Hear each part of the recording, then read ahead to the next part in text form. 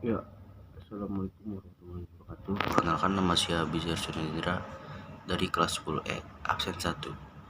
Di sini saya akan memberi pendapat tentang puisi yang saya baca yang itu bertema ketuhanan yang berjudul adalah Hanyut Aku, karya seorang sastrawan bujangga yang bernama Amir Hamzah. Pertama-tama saya akan membacakan puisinya. Hanyut aku kekasihku, hanyut aku, ulurkan tanganmu, tolong aku. Sunyinya sekelilingku, tiada suara kasihan, tiada angin mendingini hati, tiada air menolak ngelak. Dahagakan kasihmu haus, bisikanmu mati aku, sebabkan diammu, langit menyerkap, air berlepas tangan, aku tenggelam. Tenggelam dalam malam, air di atas menindih keras, bumi di bawah menolak ke atas. Mati aku, kekasihku, mati aku. Nah, dalam puisi Hanyut Aku ini, nampak bahwa si aku tengah tenggelam dalam pencarian spiritualnya. Ia seakan-akan hanyut oleh derasnya gairah akan cinta kasih dan pencerahan dari sang kekasih. Namun, ia hanya sendiri, tiada yang dapat menolongnya dari dahaga akan kasih dan bisikan sang kekasih. Oleh karena itu, ia atau si aku meminta pertolongan pada kekasihnya, berharap kekasihnya akan tiba atau peduli padanya. Akan tetapi sang kekasih hanya diam saja, sehingga si aku seakan-akan dia akan mati. Seperti sajak-sajak Amir Hamzah yang lain, misalnya Padamu Jua, Hanya Satu, Karena Kekasih, dan yang saya baca adalah Sajak Hanyut Aku. Ini merupakan dialog antara si aku dan kekasihnya. Maksud dari kekasih ini tuh adalah Tuhan. Selain itu, Amir Hamzah memandang hubungan laki-laki dengan wanita pada umumnya hanyalah sementara. Hanya sepanjang lagu bertukar pandang, bercinta, setelah itu selesai.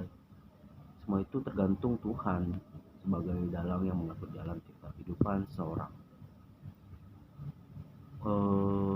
Konsep ini dituangkan oleh Amir Hamzah dalam sajaknya Sebab Dikau. Jadi ada kaitannya sedikit. Saya akan membaca penggalannya sedikit. Aku boneka, engkau boneka, penghibur dalam mengatur tembang. Di layar kembang bertukar pandang. Nah, demikian penggalan Sebab Dikau. Dengan demikian, hubungan dengan sesama manusia hanya sekedar menjalani lakon dari Tuhan. Jika hubungan itu sudah berakhir, pun tidak akan membuat si aku mati, karena semua adalah rencana Tuhan, jadi tidak bisa diganggu-gugat. Maka dapat dikatakan sajak-sajak dalam nyanyi sunyi termasuk sajak Hanyut Aku. Ini merupakan refleksi dari problema hidup yang ia hadapi.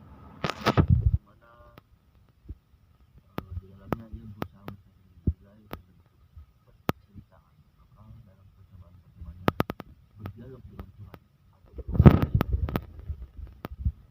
kesedihan yang dirasakan Abraham itu sangat wajar, karena dalam riwayat hidupnya ia harus berpisah dengan keluarganya.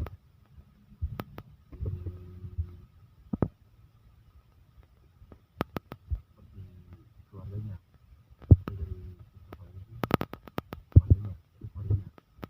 sebelum mendapatkan pendidikan menengah Medan, ia bertolak ke Batavia atau Jakarta, dan disinilah ia mendapatkan sekolah yang pertamanya pada tahun 29. Kemudian Amir Hamzah pindah ke Solo untuk menempuh pendidikan menengah atasnya. Perpisahan dengan keluarganya, terutama sang bunda atau seorang ibu dari Amir Hamzah, selalu merasa terasing, kesepian, putus asa, dan diserang oleh kerinduan. Dalam kesendiriannya itu, Amir Hamzah mulai berproses spiritual, sifat batinnya mengadu dan berteduh dari segala problema.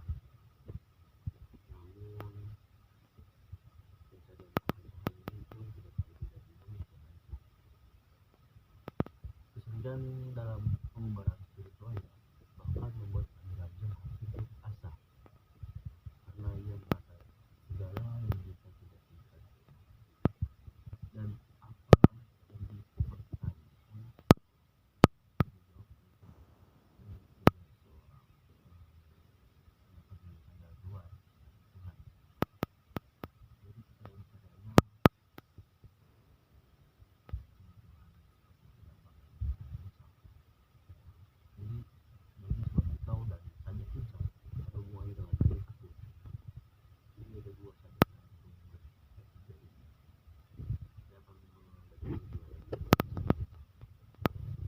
segala cinta tiada diberi, segala percaya tiada kau miliki.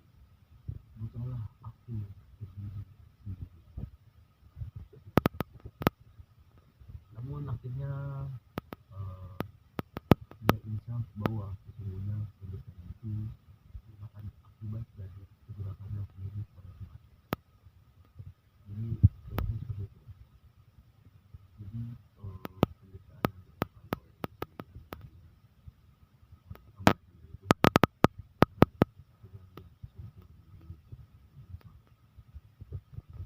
karena keinsafannya itu dia dapat mendengar suara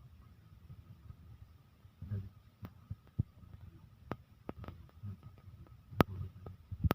menyebabkan timbulnya perubahan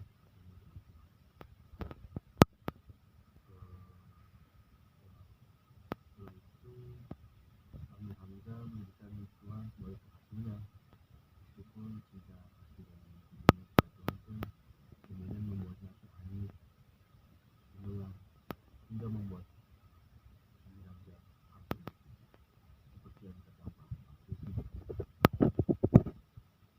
dan setelah ini akan dikaji secara mendalam